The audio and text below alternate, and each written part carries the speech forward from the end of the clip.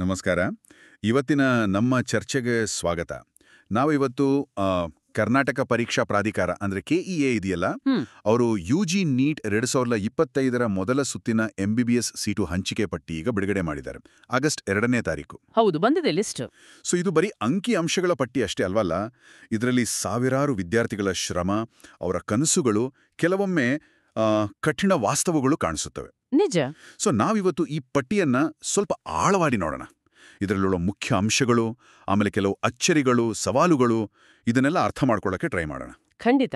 ಆಮೇಲೆ ಈ ಮಾಹಿತಿಯೆಲ್ಲಾನು ಕೆಇಎದ ಅಧಿಕೃತ ಡಾಕ್ಯುಮೆಂಟ್ ಇಲ್ಲ, ಅದರಿಂದಲೇ ತಗೊಂಡಿರೋದು. ಹೌದು, ಅದು ಮುಖ್ಯ. ನಾವು ನಮ್ಮ ಸ್ವಂತ ಅಭಿಪ್ರಾಯ ಹೇಳ್ತಾ ಇಲ್ಲ, ಡಾಕ್ಯುಮೆಂಟ್ನಲ್ಲಿ ಏನಿದೆ ಅಂತ ನೋಡ್ತಾ ಇದೀವಿ. ಕರೆಕ್ಟ್.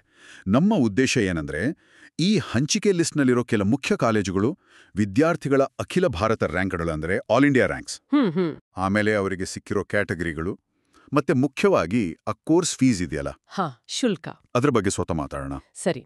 ಈಗ ನೀವು ಹೇಳಿದ ಹಾಗೆ ಈ ಪಟ್ಟಿಯಲ್ಲಿ ಪ್ರತಿಯೊಬ್ಬ ವಿದ್ಯಾರ್ಥಿಯ ಆಲ್ ಇಂಡಿಯಾ ರ್ಯಾಂಕ್ ಇದೆ, ಆಮೇಲೆ ಅವರಿಗೆ ಯಾವ ಕಾಲೇಜು ಸಿಕ್ಕಿದೆ, ಅದರ ಕೋಡ್, ಹೆಸರು, ಕೋರ್ಸ್ ಹೆಸರು ಅಂದ್ರೆ MBBS ಅಂತ. ಹೌದು. ಆಮೇಲೆ ತುಂಬಾ ಮುಖ್ಯವಾಗಿ ಯಾವ ಕ್ಯಾಟಗರಿಯಲ್ಲಿ ಸೀಟ್ ಸಿಕ್ಕಿದೆ ಅನ್ನೋದು, ಅಂದ್ರೆ GM ಇರ್ಬೋದು, SCG, 2AG, 3BG, ಹೀಗೆ ಬೇರೆ ಬೇರೆ ರಿಸರ್ವೇಷನ್ ಕ್ಯಾಟಗರಿಗಳು.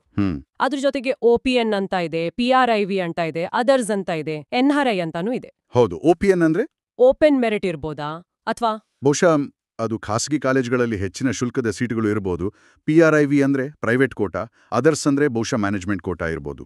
NRI ಅಂದ್ರೆ ಗೊತ್ತೇ ಇದೆ. ಓಕೆ. ಮತ್ತೆ ಕೊನೆಗೆ ಆ ಕೋರ್ಸ್ನ ವಾರ್ಷಿಕ ಶುಲ್ಕ ಎಷ್ಟು ಅಂತ ಸ್ಪಷ್ಟವಾಗಿ ಕೊಟ್ಟಿದ್ದಾರೆ. ನಾವು ನೋಡಿದ ಹಾಗೆ ಪಟ್ಟಿಯಲ್ಲಿ ರ್ಯಾಂಕ್ 1175 ರಿಂದ ಶುರುವಾಗಿ ಹತ್ರ 10 ಲಕ್ಷ ರ್ಯಾಂಕ್ ದಾಟಿದವರಿಗೂ ಕೂಡ ಸೀಟು ಸಿಕ್ಕಿದೆ. ಹೌದು. ಇಲ್ಲಿ ಮೊದಲೇ ಕಣ್ಣಿಗೆ ಹೊಡೆಯೋದು ಅಂದ್ರೆ ಈ ಫೀಸಲ್ಲಿರೋ ವ್ಯತ್ಯಾಸ. ಅಬ್ಬಬ್ಬಾ. ಹೌದು ಹೌದು. ಸರ್ಕಾರಿ ಕೋಟಾ ಸೀಟುಗಳು ಅಂದ್ರೆ GOVT ಅಂತ ಇರುತ್ತಲ್ಲ, ಅದಕ್ಕೂ ಈ PRIV, ಅದರ್ಸ್, NRI ಕೋಟಾಗಳ ಸೀಟ್ಗಳ ಫೀಸ್ಗೂ ಅಜಗಜಾಂತರ ವ್ಯತ್ಯಾಸ. ಹೌದು.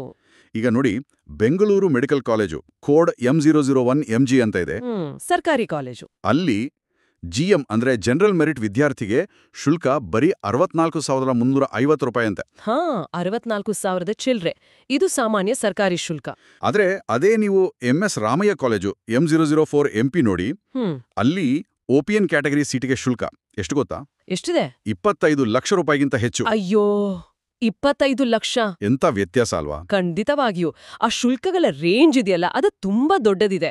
ಈಗ ನೀವ್ ಹೇಳ್ದಾಗೆ ಹೆಚ್ಚಿನ ಸರ್ಕಾರಿ ಕಾಲೇಜ್ಗಳಲ್ಲಿ GM ಶುಲ್ಕ ಅದೇ 64,000 ಆಸ್ಪಾಸಿದೆ. ಆದ್ರೆ ಇಲ್ಲೂ ಒಂದು ಗಮನಿಸಬೇಕು, ಕೆಲವು ಕಾಲೇಜ್ಗಳಲ್ಲಿ ಗವರ್ಮೆಂಟ್ ಕೋಟಾ ಸೀಟಿಗೆ ಕೂಡ ಶುಲ್ಕ ಜಾಸ್ತಿ ಇದೆ. ಹೌದಾ? ಉದಾಹರಣೆಗೆ ಈಗ ಕಸ್ತೂರ್ಬಾ ಮೆಡಿಕಲ್ ಕಾಲೇಜ್ ಮಣಿಪಾಲ್ ಅಥವಾ ಮಂಗಳೂರು ಇರ್ಬೋದು, ಕೋಡ್ M05M MG ಅಂತ ಇದೆ ನೋಡಿ. ಆಮೇಲೆ Davanagere JJM medical college M061 MG. ಇಲ್ಲೆಲ್ಲ ಸರ್ಕಾರಿ ಕೋಟಾ ಸೀಟಿನ ಶುಲ್ಕವೇ ಸುಮಾರು 1,50,000 ದಾಟುತ್ತೆ. 1.5 ಲಕ್ಷ. ಹೌದು. ಇನ್ನು ಧಾರವಾಡದ SDM ಕಾಲೇಜ್ M036 MG ಅಥವಾ ಬೆಂಗಳೂರಿನ ಸಪ್ತಗಿರಿ M064 MG ಅಂತ ಕಾಲೇಜ್ಗಳಲ್ಲಿ ಇದು 1,80,000ವರೆಗೂ ಹೋಗುತ್ತೆ. ಅಂದ್ರೆ ಸರ್ಕಾರಿ ಕೋಟಾ ಆದರೂ ಶುಲ್ಕ ಹೆಚ್ಚು. ಬಹುಶಃ ಡೀಮ್ಡ್ ಯೂನಿವರ್ಸಿಟಿ ಅಥವಾ ಬೇರೆ ಕಾರಣ ಇರ್ಬೋದೇನೋ. ಇರಬಹುದು. ಇನ್ನು ಈ ಪ್ರೈವೇಟ್, BRIV, ಓಪನ್, OPN ಮತ್ತೆ ಅದರ್ಸ್ ಕೋಟಾಗಳಿದೆಯಲ್ಲ, ಅದ್ರ ಕಥೆನೇ ಬೇರೆ. ಹೇಳಿ.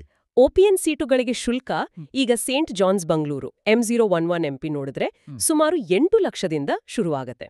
8 ಲಕ್ಷ.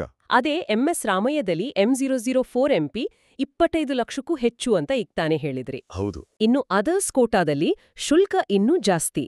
ರಾಯಚೂರಿನ ನವೋದಯ ಕಾಲೇಜಲ್ಲಿ M043MQ ಸುಮಾರು 27 ಲಕ್ಷದಿಂದ ಶುರುವಾಗಿ MS ರಾಮಯ್ಯದಲ್ಲೇ ಅದರ್ಸ್ ಕೋಟಾ ಸೀಟ್ಗೆ ಬರೋಬ್ಬರಿ 45 ಲಕ್ಷ ರೂಪಾಯಿ.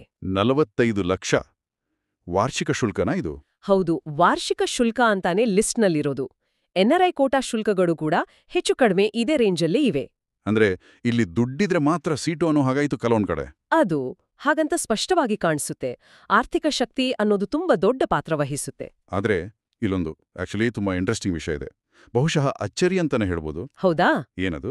ಚಿಕ್ಕಬಳ್ಳಾಪುರದಲ್ಲಿ ಒಂದು ಹೊಸ ಕಾಲೇಜ್ ಬಂದಿದೆ, Shri Madhusudana Sai institute of medical sciences and research centre, code M093 MG. Sai ಸಂಸ್ಥೆಯವ್ರದ?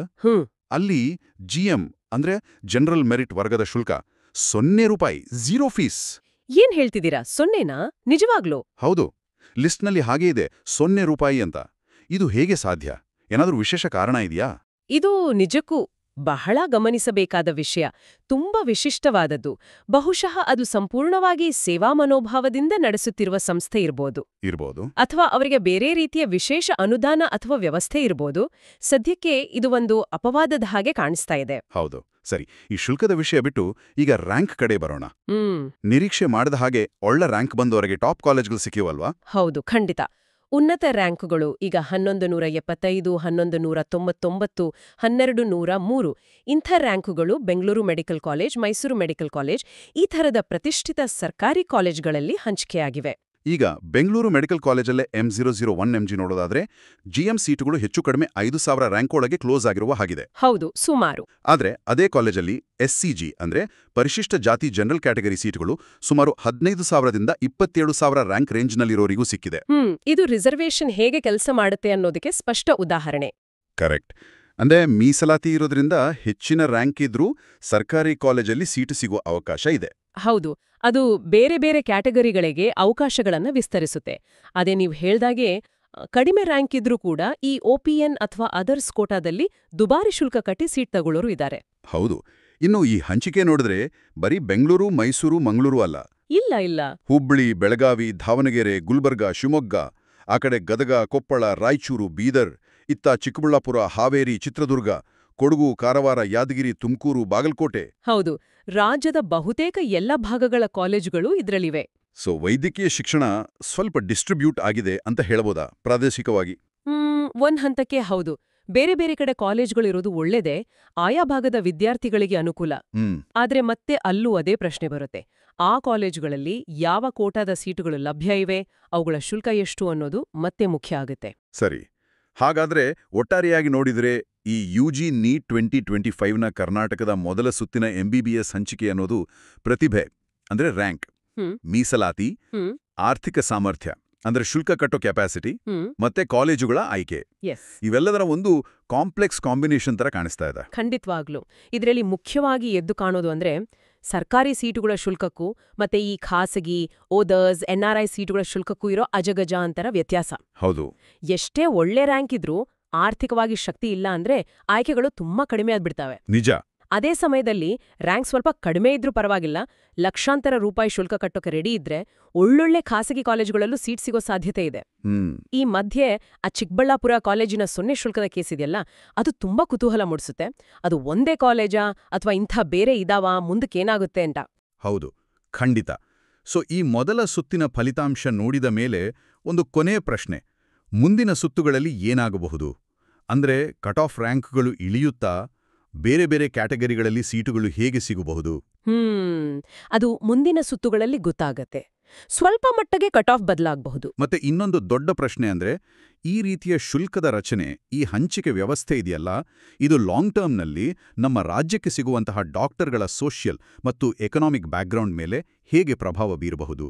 ಹೌದು, ಇದು ಬಹಳ ಮುಖ್ಯವಾದ ಪ್ರಶ್ನೆ. ಇದರ ಬಗ್ಗೆ ಯೋಚನೆ ಮಾಡಬೇಕಾದತ್ತೆ. ಖಂಡಿತ. ಈ ವಿಷಯದ ಬಗ್ಗೆ ನಾವೆಲ್ಲರೂ ಯೋಚಿಸಬೇಕಾದ ಅಗತ್ಯ ಇದೆ. ಇವತ್ತಿನ ಚರ್ಚೆಗೆ ಧನ್ಯವಾದಗಳು. ಧನ್ಯವಾದಗಳು.